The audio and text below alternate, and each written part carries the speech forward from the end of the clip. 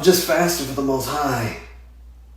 Have you ever wondered, should Christians fast?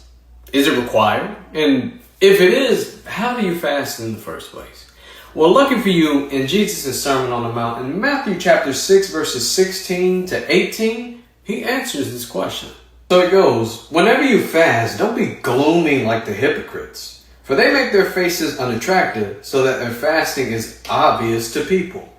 Truly I tell you, they have their reward. But when you fast, put oil on your head and wash your face, so that your fasting isn't obvious to others, but to your Father who is in secret. And your Father who sees in secret will reward you. Number one, if you're going to fast, don't do it because you're seeking glory from other people or to feed your ego. If we're seeking glory or if we are seeking approval, we should be looking for the approval from our Father in heaven, not other human beings. Number two, are Christians required to fast? Well, if you reread the first word of verse 16, it says whenever or when, depending on the translation. It doesn't say if. So fasting is something that is expected of Christians, and there's a reason for it. We see many examples in Scripture, a lot in the Old Testament, that show fasting is associated with deep prayer requests and or mourning. And we learn that fasting is a way to humble oneself or increase the fruit of the Spirit known as humility. We also learn in the Old Testament that God looks very favorably on those who are humble in spirit. So all in all, there is power, spiritual power, in the practice of fasting, where it increases your spiritual connectivity to God, because it is literally a way to increase one of the fruits of the Spirit and show God your dedication to living by His word and denying your flesh while accepting Him.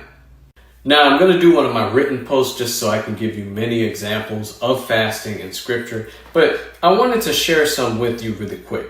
In Isaiah 58:3, we see, "Why have we fasted, but you have not seen? We have denied ourselves, but you haven't noticed." In Psalm 35:13, David says, "Yet when they were sick, my clothing was sackcloth. I humbled myself with fasting, and my prayer was genuine."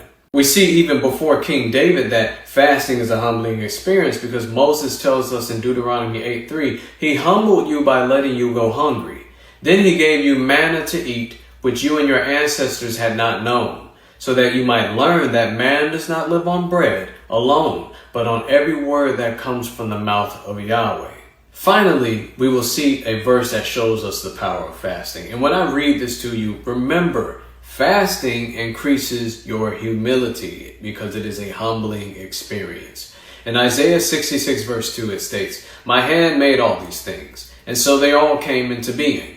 This is Yahweh's declaration. I will look favorably on this kind of person, one who is humble, submissive in spirit, and trembles at my word." If you ever feel like you need to jumpstart your humility, fasting is a great way to increase that fruit of the Spirit.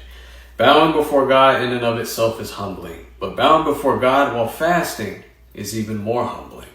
Thus, in summary, number one, fasting is required if you are a Christian, a disciple of Christ, a follower of Jesus.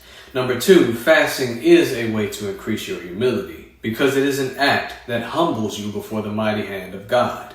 And number three, fasting doesn't necessarily have to be just for food, but true fasting is when you fast from your flesh, as you will see in the caption when you read Isaiah chapter 58, verses 6 to 8.